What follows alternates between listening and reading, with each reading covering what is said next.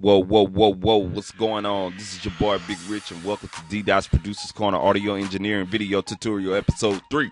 You know what I'm saying? We're going to be talking about doing your own manual delay compensation in Pro Tools today, okay?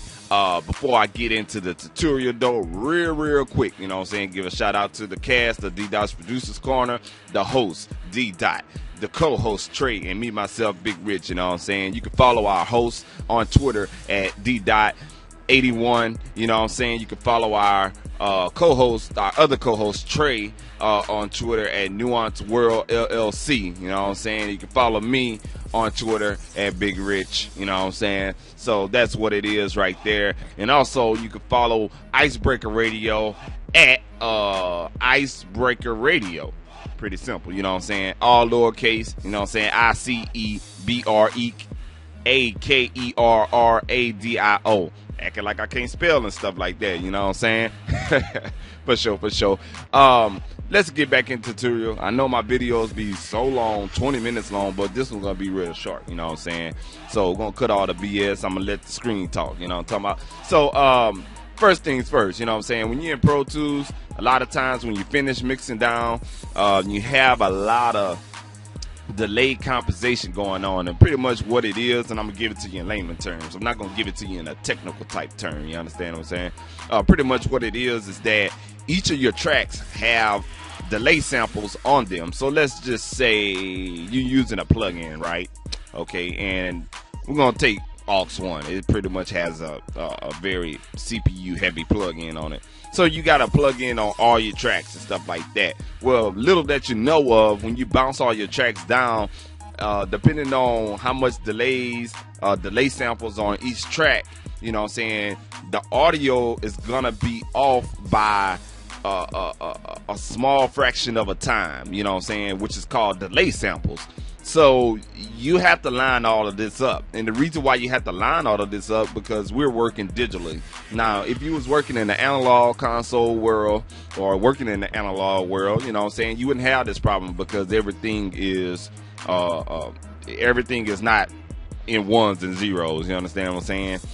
So you have to come back in the digital world and think, okay, we got to line everything up and you got to use a certain tool. Where in Pro Tools, there's a certain tool. In most DAWs, you have automatic delay compensation. Like in Pro Tools 9, thank God they came out with that feature. But in programs like Ableton Live, they have automatic delay compensation. Not sure about other programs, but you know what I'm saying, I know Ableton Live has that for sure. So we're going to just pretty much show you. Now, I'm talking from a PC basis, so if this is if this is anybody that's looking at this from a Mac perspective, just go back, and when I talk about the keyboard shortcuts, you know what I'm saying, just try to relate that to the PC, and pretty much you can go online and, you know what I'm saying, see the A/B comparison for that. So on aux 1 on this channel, we have the Isotope Nectar plugin. Nice plugin, very good, CPU heavy. So let's just look at how much delay samples or compensation, or how much is just, you know what I'm saying, messing our mix channels up. Now what you want to do, simple for me, on my keyboard, all I do is press down on Control on a PC keyboard, and you hold down the left click on your mouse in order to see the delay compensation. Now you're gonna go through the peaks, and you're gonna go through I think it's the peaks, delay samples, and it's one other thing, but let's do that right quick. So you just hold down control on your keyboard, and you press you press left click on your mouse, and you see the peak. Now you're at the delay samples, and if we do it one more time, let's see what we get.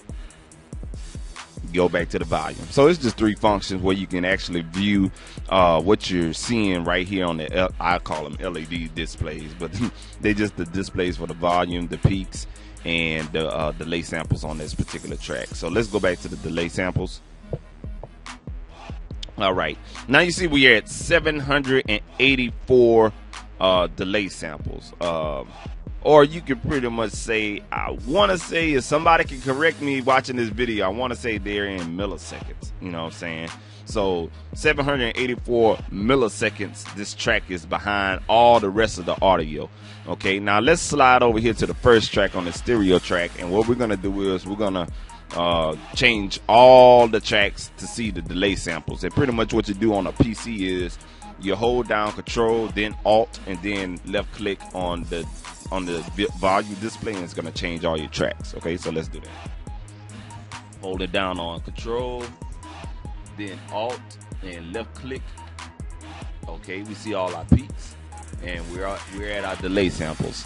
All right, now pretty much all of my tracks right now has 0 delay samples going on, except for the track I'm talking on and the 784 track. Okay, all right, this 784 delay samples is pretty much this plug-in that's using a lot of CPU. Now, if we had one now on the blue tracks, on the audio tracks, if we had like maybe let's just say three plugins, you'll see the delay samples go up. And let's do that right quick, okay? Now we're gonna do just now I'm gonna add some CPU heavy plugins. Now we already got like a channel strip plugin on here, so let's add an extra a compressor, and then let's add a delay. And see what happens here. Alrighty. Oh wow. Well, it's not changing. Let's see. Well, let's see what happens when we add this right here. I guarantee you it's gonna change.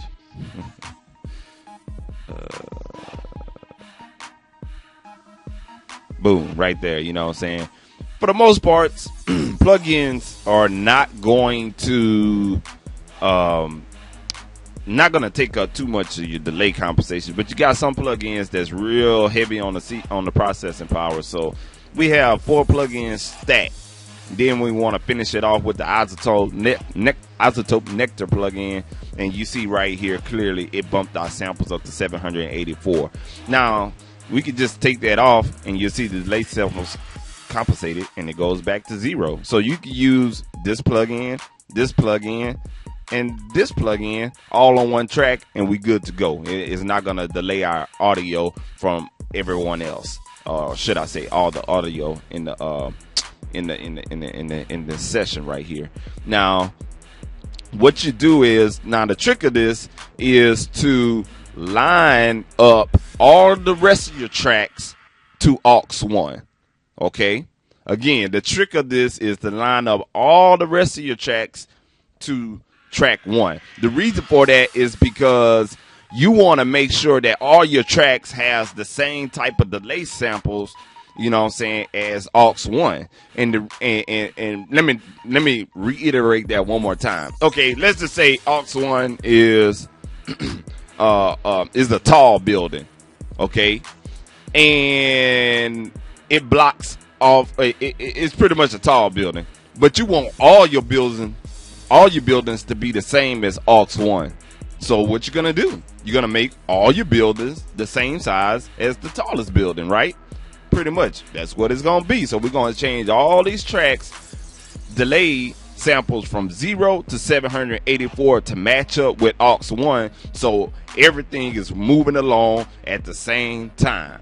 Pretty much, it's not gonna delay your track. It's not gonna mess it up. It's just gonna catch every other track up to the delay samples to this particular track. That way, when you bounce down, everything is lined up. It won't sound like it's slow just a tad bit. You understand what I'm saying? So let's do that right quick. Pretty much, the plugin that you're gonna use, it comes standard in Pro Tools 8. It's called Time Adjuster plugin. And pretty much you'll find it in the delay section. You go down, and there's 3 of them. There's a long, medium, and short, depending on the time of delays that you need. If we had like delay samples of 2028, we'll use the long. But for right now, we're gonna use the medium, seeing as how it's below 1,000. Okay. Now, you can't use this plugin on stereo and mono track, so you have to do everything sample. Now, this is the beat right here. Jello Beats, holla at me. That's the beat on that particular track, okay? So what we're gonna do is we're gonna go in here and we pretty much gonna change this. Go back. Set that up 784. Double click in there. Bam, 784. We on the money. You see how it changed right here and delays right there? Cool. Well, what you want to do is another cool little keyboard shortcut in Pro Tools is you can actually hold down the Alt key on a PC and slide it onto all your other stereo tracks. And let's do that. That way you ain't got to go in there and manually change each one of them and take you 30 minutes to set this up, okay? So let's do that right quick. Slide that over, hold it down, Alt, and on my left mouse, I'm just holding down the left button on my mouse, and boom, dropping it on the master track. Boom, I drop it on this other aux channel, and now all my stereo channels has the same delay compensation as aux 1. Cool. You got to do the mono tracks right there at 0. Okay, let's do that. Alrighty. I'm tripping, y'all. I'm sorry. Nigga tripping. Alright. You go to delay and you go to medium. Boom. What you gonna do next? Click in the delay box. Change it from 4 to 784. Type that in, 784. It changed my track to 784. We good money. I wouldn't mess with the gain too much. You understand what I'm saying? I just leave it as it is. And same thing, hold down Alt on your mouse, hold down left click, and slide over all your mono tracks.